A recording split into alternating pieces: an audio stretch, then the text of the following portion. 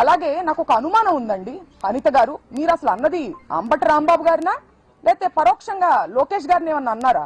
ఎందుకంటే గతంలో ఆయన కూడా అలాంటి సైకిల్ చేయడం జరిగింది. మిమ్మల్ని తిరుపతి లడ్డూ విషయంలో అబద్ధాలు చెప్పమని ఏమన్నా ప్రెషర్ చేస్తుంటే ఆ ఫ్రస్ట్రేషన్ ని పరోక్షంగా మీరు ఆయన మీద చూపించినట్టు కూడా నాకు అనుమానం కలుగుతుంది.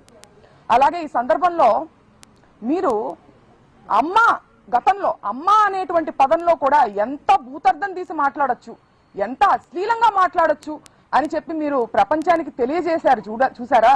ఆ ఘనత మీకు మాత్రమే చెందుతుందని కూడా నేను చెప్తున్నాను.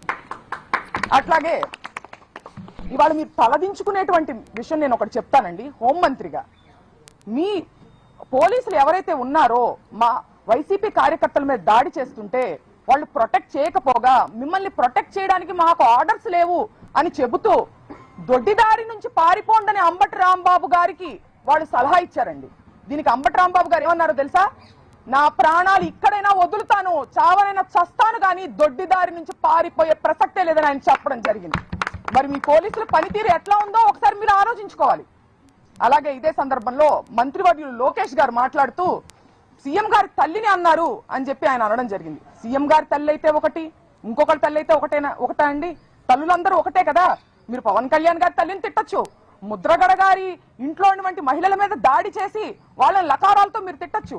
ఇవాళ అంబటి రాంబాబు గారి ఇంట్లో మహిళలమైన మా మీద దాడి చేసి మమ్మల్ని తిట్టచ్చు.